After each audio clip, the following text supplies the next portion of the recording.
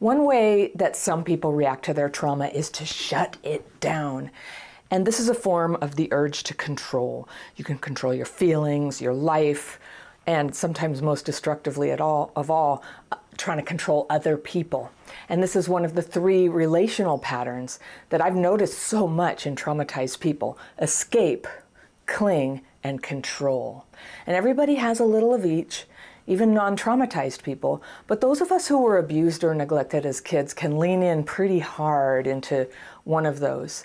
Now, me, up until I was about 30, I was a controller, and that tendency helped me to survive. And one way that I controlled my emotions was I just made a decision that what happened to me was water under the bridge, no big deal. I got through it. If I could forget about my trauma, then everyone else should be able to forget about their trauma too. What was wrong with them? And I got good grades, and I had a good job, and I did interesting things that got praise. And the only problem was that other people just would not be how I wanted them to be. They didn't like me very much, in fact. And the more I tried to control them, and I blamed them for that. I was critical of them. I was arrogant, honestly. I literally thought I knew better how they should be, and I literally believed that I couldn't be happy unless they changed. And I would have been happy to just stay up on my high horse like that for the rest of my life. But for better and worse, my trauma got the better of me. And I had a few bad things happen, and it hit me like a piano falling. I was suddenly buried in emotional pain, and I couldn't function. I couldn't bury it.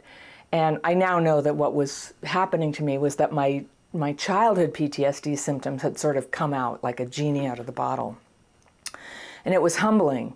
I was very lonely too, and it was hard. And ultimately, because I went through that and also learned to heal, it opened up my heart and mind to be able to live in reality, in truth, to have a little understanding for what trauma is, you know, what it did to me, what it does to other people, and how we find our way toward healing. So I got a letter this week from a woman I'll call Sandra, and she says, "Dear Fairy, thank you for all you do. I write to ask advice about my relationship with my partner of over 5 years, Adrian." That's not his real name, she says. "He's kind, loyal, outrageously funny, intelligent, and a considerate man who has CPTSD, paranoid tendencies, and depression. And most of the time our interactions are mutually stimulating, loving, and respectful.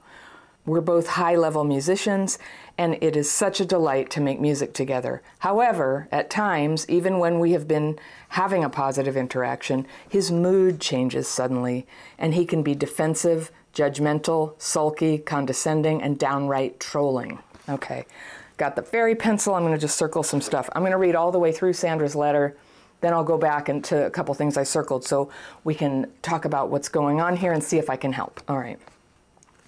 "The moodiness is often in response to a mild critique of an idea he has posited or something he is attached to. For clarity, my critiques are only of an idea, not of him or his taste.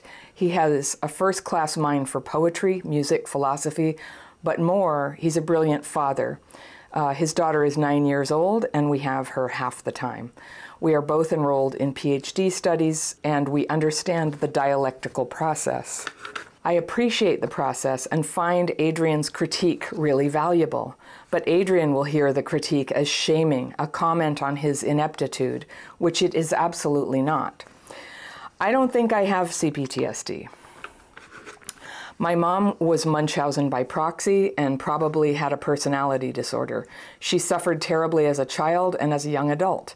She's basically a sweet-natured lady who never grew past 13 emotionally. My biological father was denied contact with me after I was 4. And my mother married a decent man who became my dad. When I was 14, I became a heroin addict. I was a pretty unhappy kid and suppose I was easy pickings for unscrupulous men who I allowed to traffic me for sex. At 22, I got clean and got my girls back, 0 and 2 years old, who had been taken away by child services due to my negligence. There is more. I suppose the correct word is trauma, but I don't think of it as such. What I'm saying, right? I don't remember any of the difficult things of my past.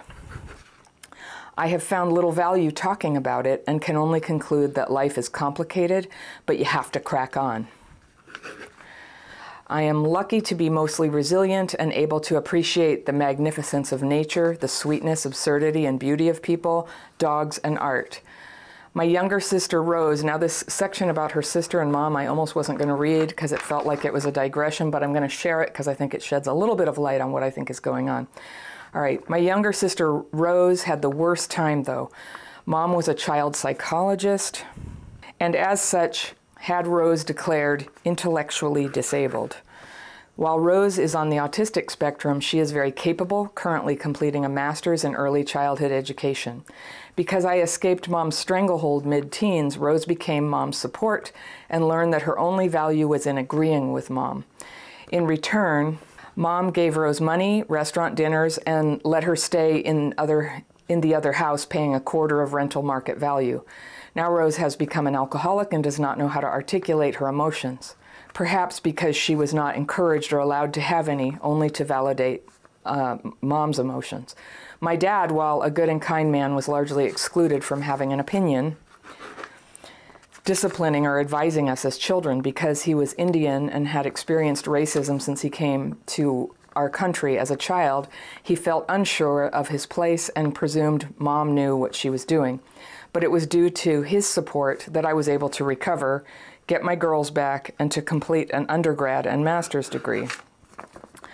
In any case, I've been very skeptical, even cynical regarding CPTSD. Seeing people born into situations rife with poverty, abuse, and neglect made me distrustful of middle and upper class white people claiming that their comparatively privileged situation was abusive. It struck me as a probably unconscious way of gaining sympathy or some sort of concession. I suppose I compared Adrian's testimony with some of my own experiences, which most people would say was objectively much worse, and reasoned that sensitivity was probably much more to do with genetic differences than unpleasant but normal childhood experiences. One researcher defines trauma as brain indigestion, a neat way of acknowledging that trauma is at least to some degree subjective. Partly my lack of generosity is in dismissing Adrian's claims of CPTSD was frustration and sadness at his excessive self-focus and fragility, his casual attitude regarding the many ways I support him, for instance. I have his daughter a significant amount of the time so that he can play music at night. Not that that's a bother. She's a dear kid with a kind heart and lively intellect. Adrian's moodiness left me feeling unappreciated, so I broke it off about 5 months ago. I became sick and was basically bedbound for a month. Unasked, Adrian came over often to look after me, walk the dogs, cook, clean for over a month. I still loved him, but was resolved it could not work between us. Our communication was too disrespectful on both sides. I did not want to spend the next 2 or 5 or 30 years feeling resentful and fearful so much of the time. Even so, I knew we would always be friends, so I educated myself on CPTSD. I have since become much less ignorant. I think I understand Adrian much better now. Research allowed me to be more patient, not to take things personally. I see now that my dismissal of Adrian's experience was unkind and made him feel ashamed, to no good end. The daughter, the 9-year-old, would come over in that time too, and I worried that we were giving her mixed messages about relationships. Even so, we decided we would get back together provisionally and try and sort things out properly once my health was in order. And she says, I'm on a waiting list for an operation which will happen sometime in the next few months. I suppose we slipped back into a relationship anyway. Through researching CPTSD, I've found new strategies that have broken some of our problems. However, patience is not inexhaustible, and I've noticed that my old patterns of frustration are returning in response to his moodiness. I want to say the old things that never worked. Quit whining, grow up, just get over it, you're being a whinging baby, etc. I do the daily practice, and it helps. But as this problem involves both of us, I must either make peace with absorbing Adrian's excesses, crap-fitting, or addressing it once and for all. He always apologizes, and sometimes I can see that what I said may have been insensitive, but the apologies seem redundant, as I don't think he will ever change. I'm willing to take responsibility for my part and understand that people have different ways of coping with past traumas. How do I keep my newfound equilibrium when Adrian becomes insecure or defensive? How can I make him understand that his moods are oppressive and exert an unfair power dynamic of control? That is, if I don't laugh at a joke, he might punish me by over-explaining in a superior tone. Or if I don't agree with him, he might become overly sarcastic or correct my grammar. Or if things have become awkward and I shut down because I do not know what to say in order to diffuse things, or because I'm trying to find a moderate way of explaining how his perception is not right, he might sulk or start trolling me, etc. How do I get him to participate in the project of mature dialogue when things are fraught? Okay, Sandra. All right, I think I can help. I don't know if you want to hear it. This is going to be one of my more tough love letters.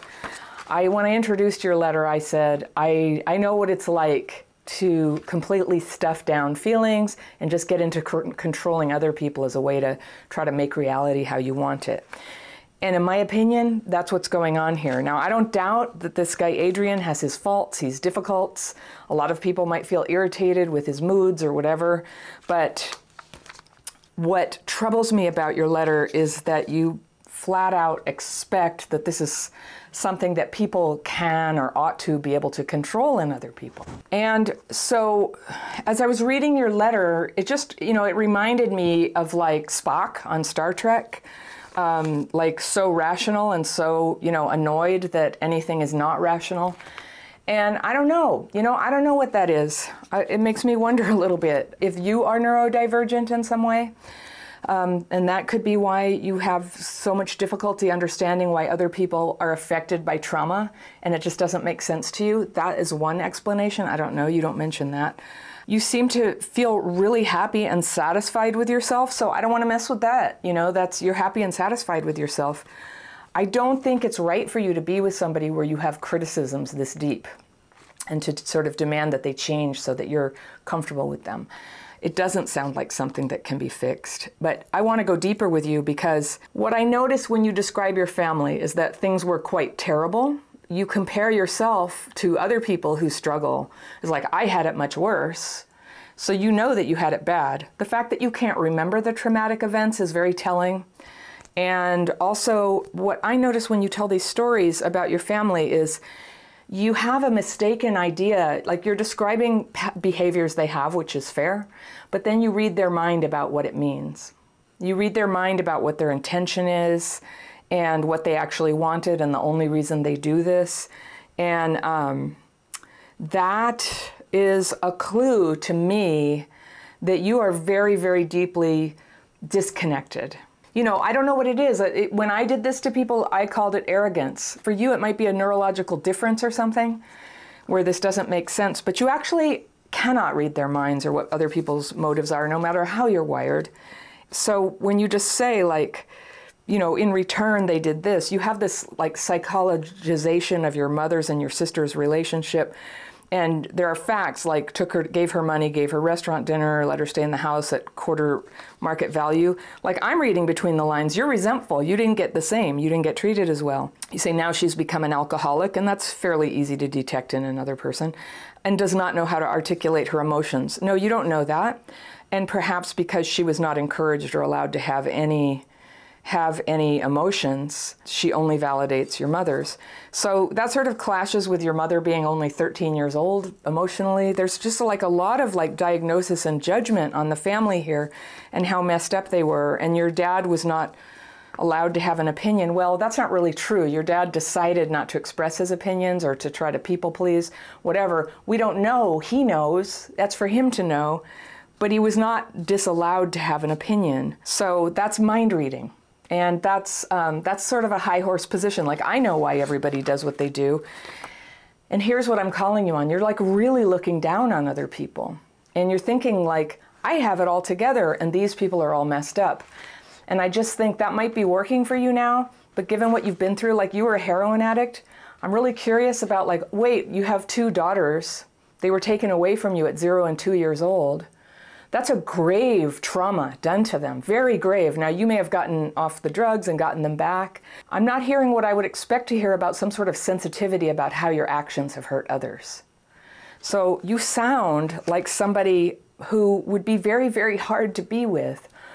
Another thing you said was this thing about we understand the dialectical process. And the dialectical process is like an academic approach to when two people are bringing differing opinions together to work them out.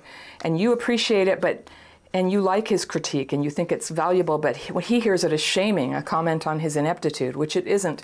You know what? I kind of believe Adrian on this one.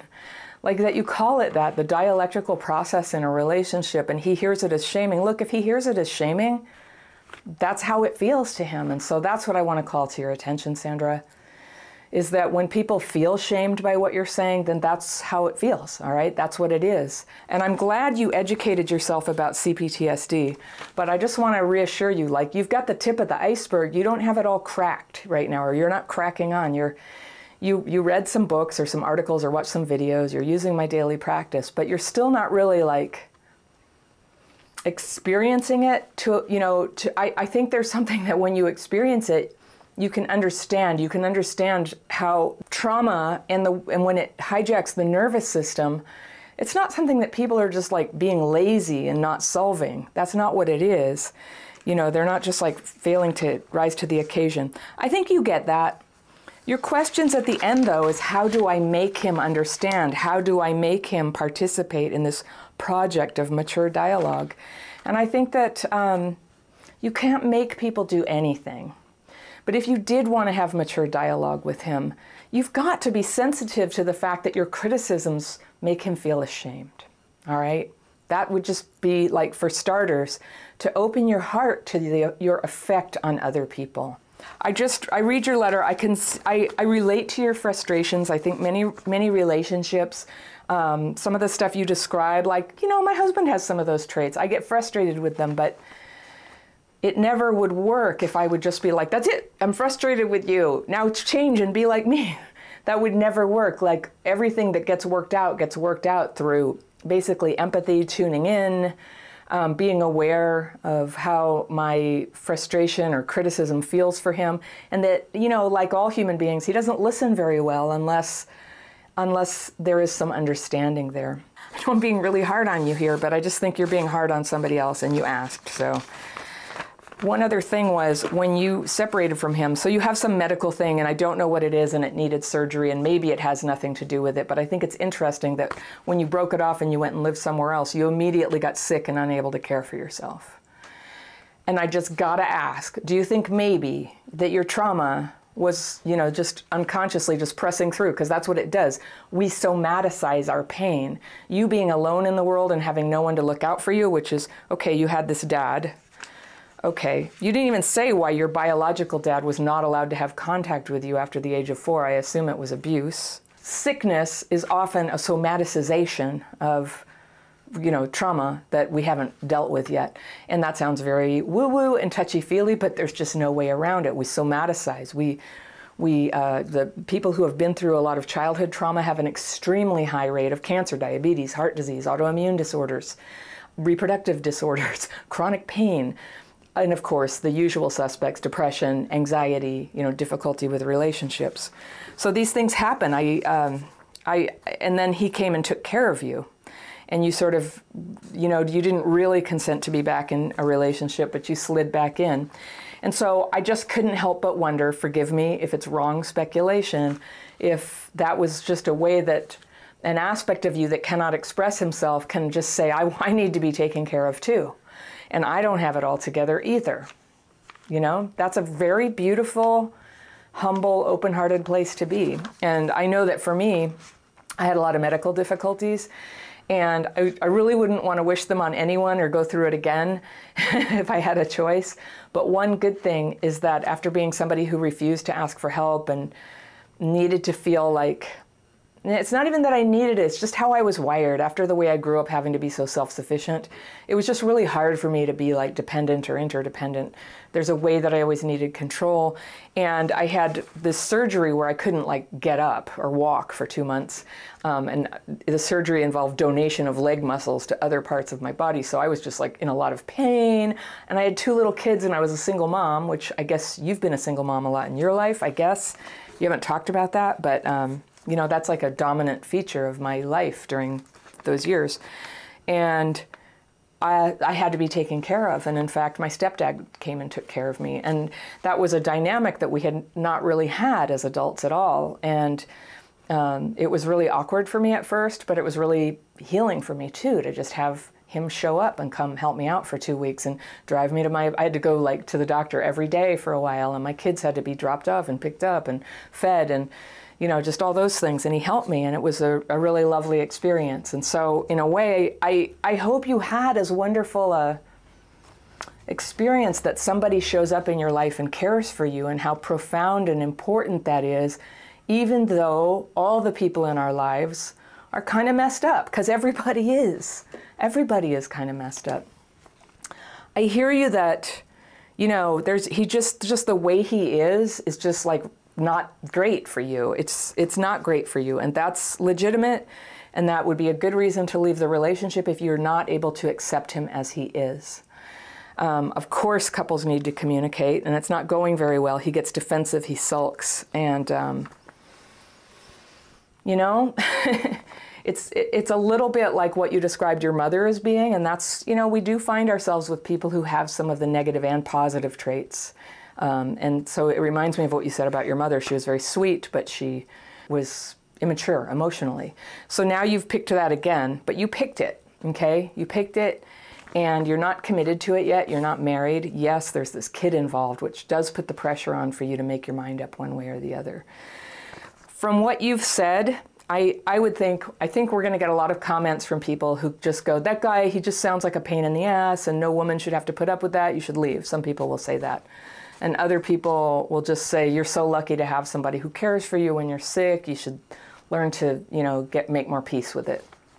So basically, we're not going to have a concrete answer for you, but my suggestion for you is, instead of focusing so much on his flaws, they're always going to be there, right? So long as you're with him, they're going to be there. But see if you, every time you're thinking, oh, I'm so irritated with the way he is, see if you can redirect your attention to go, what's happening in me, and does this relate to my my strong act of being totally over my trauma and not having any weaknesses? Because I hear you have a lot of strengths, but I know you're human, and I know you have weaknesses. And your weaknesses and your vulnerabilities are the lovable things about you, not just the strengths. Take it from one who's had to, you know, work that trajectory.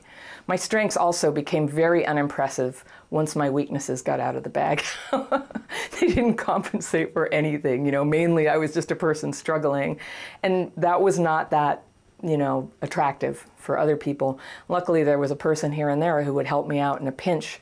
But mostly that crisis of not being able to function on this like sheer will and sheer get it together energy, this, when people put down the phrase, pull yourself up by the bootstraps, I disagree with that. I think there's totally a time for that. You just got to do it sometimes. But there's also a time to open your heart and feel that love and humility that we're all kind of broken and kind of messed up and kind of irritating, and we love each other anyway. So no perfect answer for you here, but just a suggestion to open your heart and see where that takes you. See if that changes the nature of the relationship or not.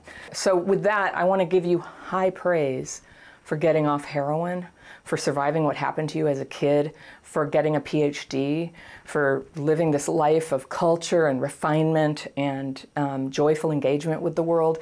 You know, really, like, you know, good on you. Good job. Good job. That is an example to the rest of us that it's possible. 3D though, girl. 3D, you know, all of it. All of it. The accomplishment, the will, the heart. If you love this topic and you're struggling yourself with, you know, is this person I'm with a good partner? I'm going to bring you back to a video that I refer to a lot, and it's about what are the signs of a good partner. And you can have a look at that right here, and I will see you very soon.